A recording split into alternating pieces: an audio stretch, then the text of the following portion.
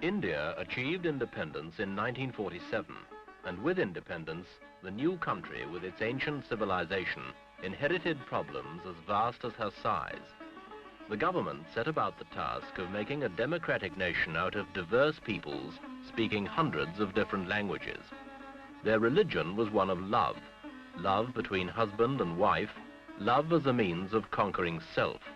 Unworldly, they were called.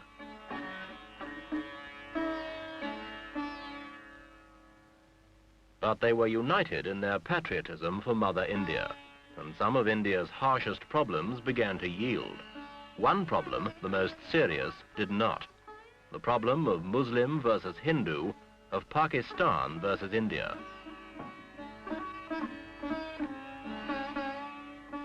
This week, Echo looks at the dangers of the confrontation between India and Pakistan.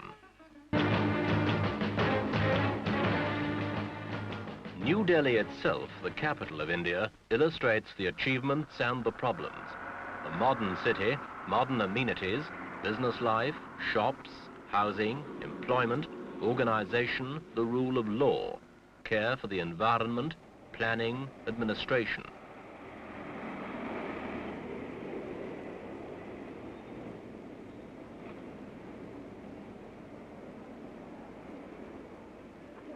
The old ways of life are coming to terms with the new. Overpopulated still, but India has made headway in controlling a disastrous rise in the birth rate. Indian farmers are taking to new ways. Miracle rice and wheat are beginning to feed the stomachs of a country that contains nearly 15% of the human race. The effects can be seen. Things are better.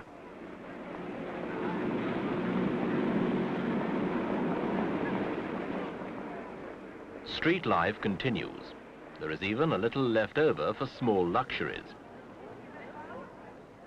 But each country, India and Pakistan, inherited a minority. Muslims in India, Hindus in Pakistan. Both are devout, often contradictory, but always unquestioning in their loyalties.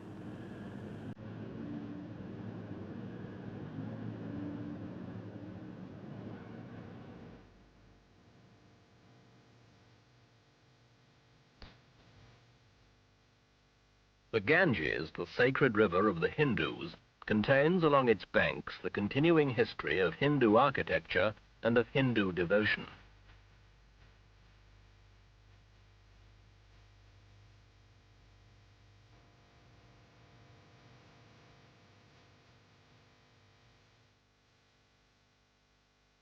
The devotion is to selfless love and to peace.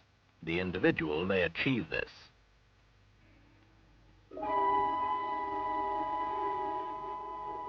Others have war and hatred brought to them.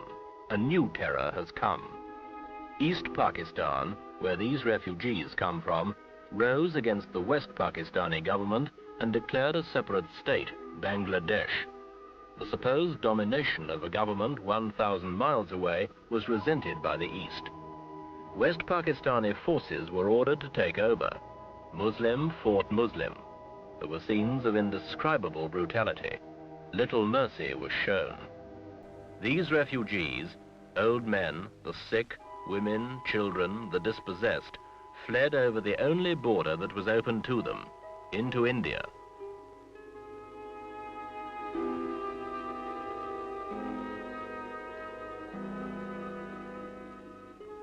They cannot go back.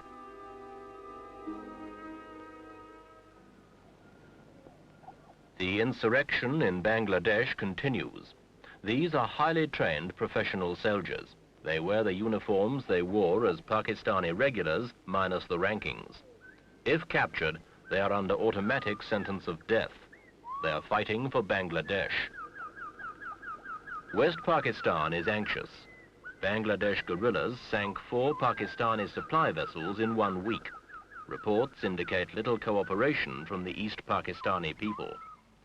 West Pakistan suspects Indian influence, even penetration by spies and agitators. The Pakistani government fears India may try and settle old scores, Kashmir various border clashes by occupying East Pakistan and setting up a puppet Bangladesh regime. Pakistan's President Yahya Khan keeps his eyes on the Indian border. Well, I'm watching it with great patience.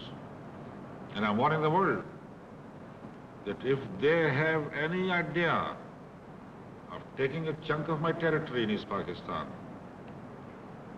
and think this is not war, let me warn you, and I warn the world, that this will mean war, an overall war, which I hate, I don't like. But for the defense of my country, I must then fight an all-out war. And that will mean war here in West Pakistan. How close are you to war with India? Very near it.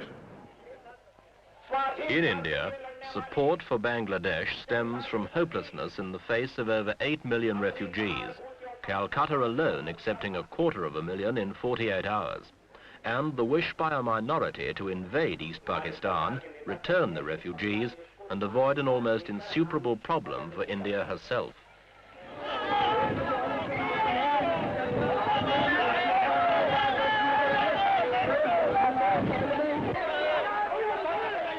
The police managed to retain control and try, wherever possible, to cool hot tempers, in line with the government's policy of Indian sovereignty and control within her own borders, while avoiding provocation to those outside.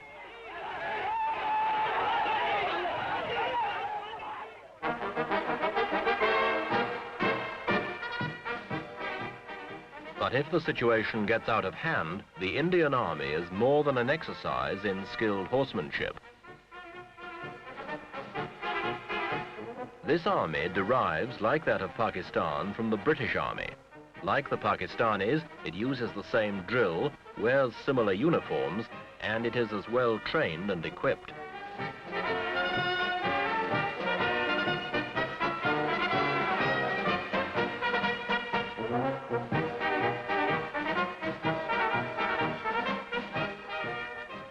Should these two forces meet in combat, it will not be with ceremonial pomp.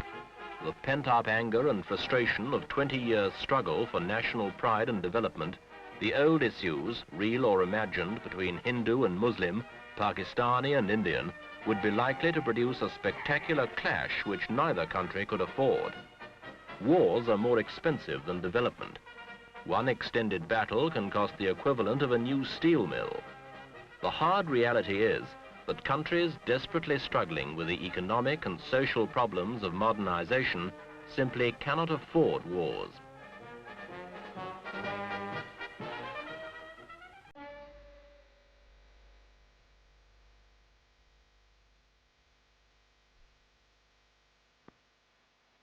Civil war in East Pakistan.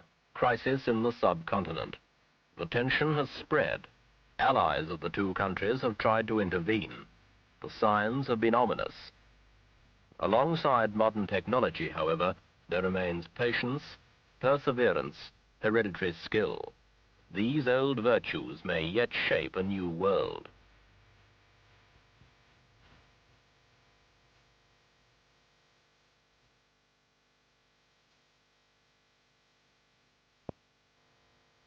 It is difficult to counsel patience to a people who have suffered centuries of poverty, famine, and underdevelopment, both Indian and Pakistani.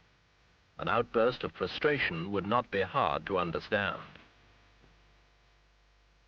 In a situation that has not yet slipped beyond the control of the countries involved, the accumulated wisdom and strength of ancient civilizations may once again retrieve security and peace of mind. The ability to adapt and endure has been proved over thousands of years. This may now be needed, perhaps more than science and technology, in the way that lies ahead.